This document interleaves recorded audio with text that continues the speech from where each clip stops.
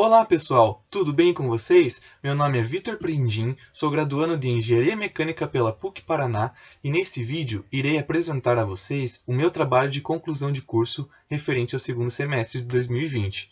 Este trabalho teve como coautor e orientador o professor Leonardo Cavalheiro Martins e para isso irei utilizar o software PowerPoint para facilitar o entendimento de vocês e compartilhar a minha apresentação. Espero que vocês gostem. O tema do meu trabalho foi uma sugestão do professor Leonardo e refere-se a uma análise paramétrica de um sistema de refrigeração por absorção, utilizando água e brometo de lítio em regime permanente e sendo alimentado por energia solar. Bom, pessoal, eu dividi a apresentação do meu trabalho em 5 tópicos. Primeiro eu vou fazer uma breve introdução para vocês. Depois eu vou apresentar o objetivo geral do meu trabalho. Aí, na sequência, vou descrever o sistema de refrigeração por absorção e o percurso do fluido. Vou apresentar para vocês os resultados que eu obtive e depois fazer uma conclusão dos resultados que eu obtive. Agora eu gostaria de comentar com vocês o porquê foi escolhida uma fonte alternativa para este trabalho. Voltando no tempo, com o surgimento da máquina a vapor e também das indústrias do petróleo e elétrica, teve um aumento muito grande da demanda por energia.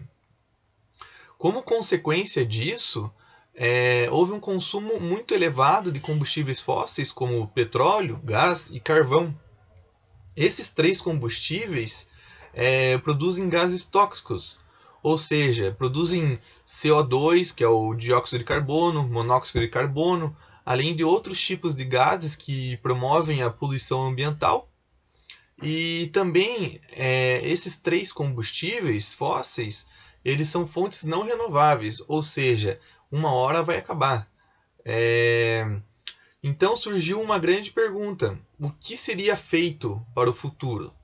Desta maneira, as fontes alternativas foram ganhando espaço em vários tratados internacionais e encontros científicos.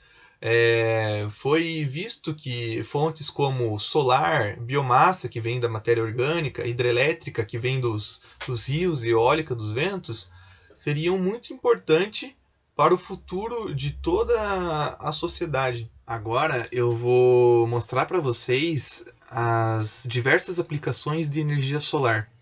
As possibilidades são muitas, pois vem tendo um aumento tecnológico muito grande nos últimos anos.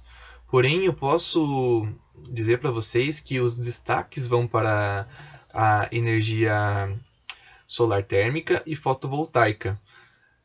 Por isso, neste trabalho, eu utilizei a energia solar térmica para que eu possa alimentar o meu ciclo de refrigeração por absorção. Para finalizar o tópico de introdução, eu gostaria de comentar com vocês que o aproveitamento da energia solar depende principalmente da irradiação solar direta normal no plano reto de uma superfície ou localidade. Para isso, eu escolhi a cidade de Brasília, no Distrito Federal, pois, como vocês podem observar nesse mapa, ela apresenta uma boa irradiação direta normal. Aqui a gente vê que os destaques ficam para as regiões que estão em laranja e vermelho, que representam o Nordeste e o semiárido do Brasil. Neste tópico, eu gostaria de comentar que o objetivo do meu trabalho foi modelar um sistema de refrigeração por absorção, que utilizasse água, brometo de lítio como fluido de trabalho. Além disso, eu realizei uma modelagem matemática que permitisse que eu fizesse uma simulação computacional no software do EES. E com base nisso, eu elaborei análises paramétricas, ou seja, eu variei alguns parâmetros de entrada para obter outros parâmetros de saída. Agora irei explicar para vocês como funciona o ciclo termodinâmico do sistema de refrigeração por absorção. Este ciclo baseia-se em um equilíbrio químico entre 2 fluidos não reativos entre si, ou seja, é uma solução binária que utiliza água como refrigerante e brometo de lítio como absorvente. Esta solução está no absorvedor a uma baixa pressão e é bombeada a alta pressão até o gerador térmico. Para isso, é necessário um componente chamado trocador de calor intermediário para pré-aquecer essa solução. A temperatura requerida pelo gerador térmico depende das propriedades dos fluidos, como vazão mássica e concentração de brometo de lítio presente nessa solução. O gerador térmico ele é responsável pela separação da água e brometo de lítio através do fornecimento de calor proveniente do coletor solar.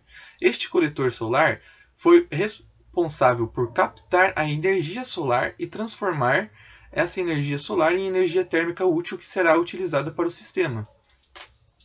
Uma outra propriedade do brometo de lítio é ser uma substância não volátil. Isso quer dizer, apresenta grande dificuldade de evaporar em temperatura ambiente, em torno de 1200 e 1300 graus Celsius. Como ocorre a vaporização da água presente na solução de brometo de lítio, o resultado na saída do gerador térmico será vapor de água superaquecido e é representado pelo número 7. A outra parcela será uma solução de líquido saturado que retornará ao absorvedor com uma concentração maior de brometo de lítio. Essa solução mais concentrada vai passar pelo trocador de calor intermediário, onde ela vai perder uma quantidade de calor e também por uma válvula de expansão para diminuir a pressão do sistema.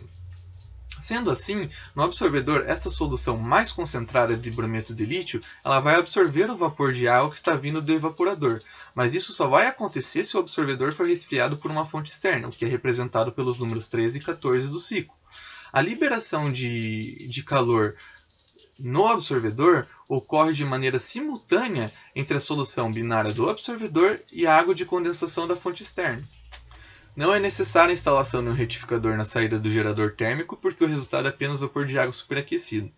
No condensador, ocorre uma troca de calor entre o fluido refrigerante e a água de condensação que está vindo da fonte externa, que é representado pelos números 15 e 16 do ciclo.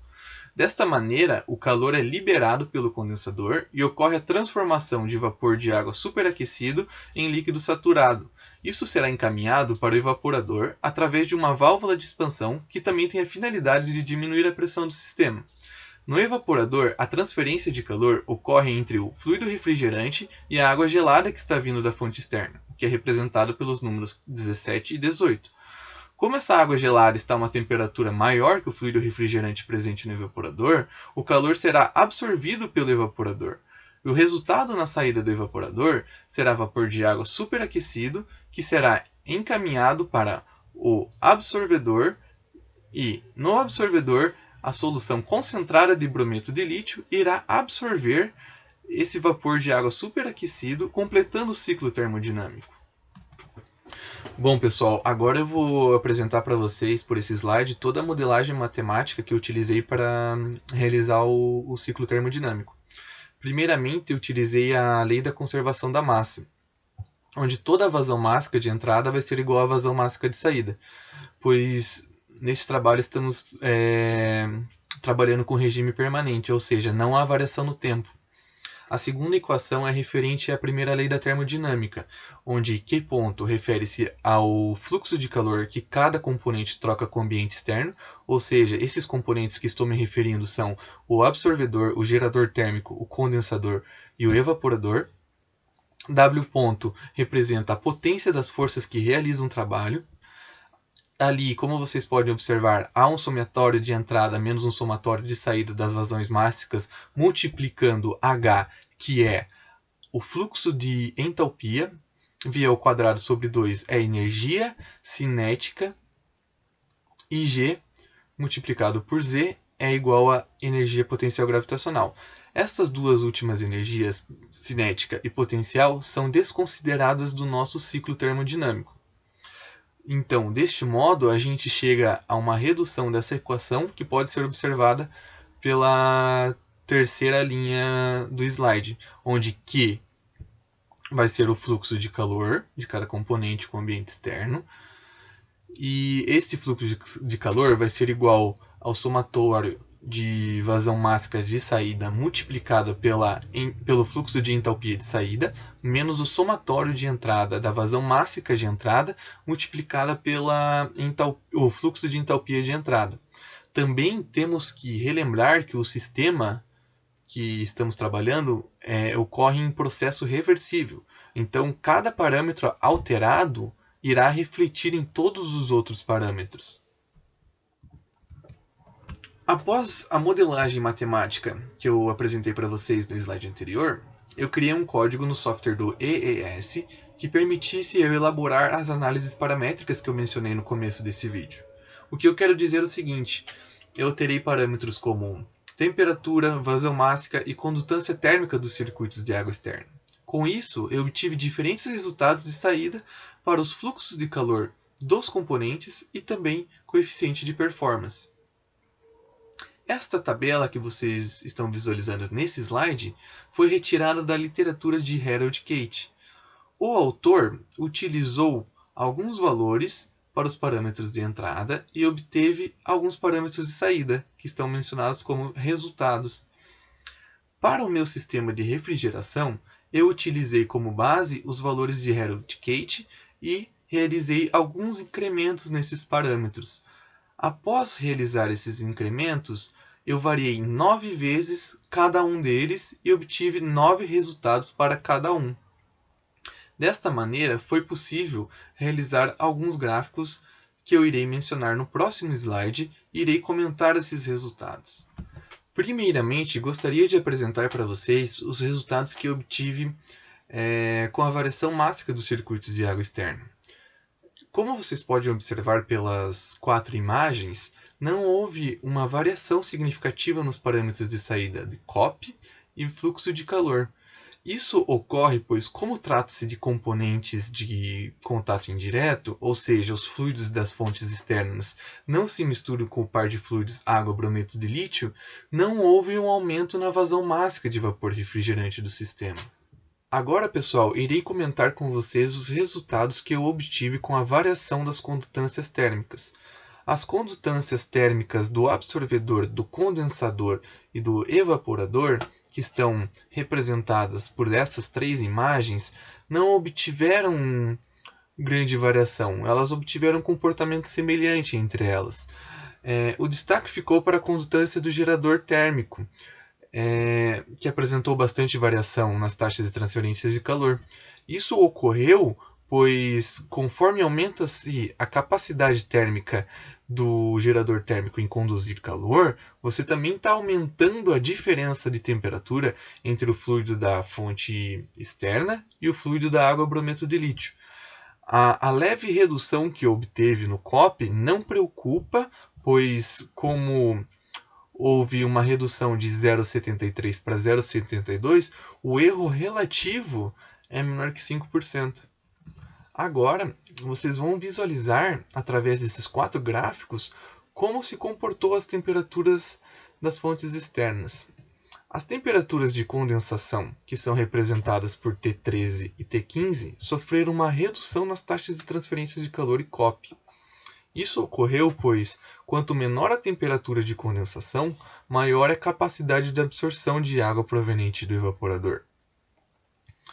Já a temperatura da água quente, que é representada por T11, e a temperatura da água fria, que é representada por T17, resultaram num aumento da taxa de transferência de calor. O aumento desta temperatura de água quente aumentou a concentração da solução que retorna do gerador térmico ao absorvedor e a quantidade de vapor de água que vai para o condensador. Com o aumento da temperatura da água gelada, aumenta-se a temperatura de evaporação e o fluxo de calor absorvido no evaporador. O resultado disso será mais vapor de água sendo absorvido pela solução concentrada de brometo de lítio e também o calor sendo absorvido no gerador térmico.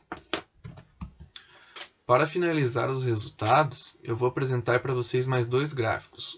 O primeiro refere-se ao aumento da vazão mássica do fluido água-brometo de lítio e o segundo ao aumento da temperatura requerida pelo gerador térmico.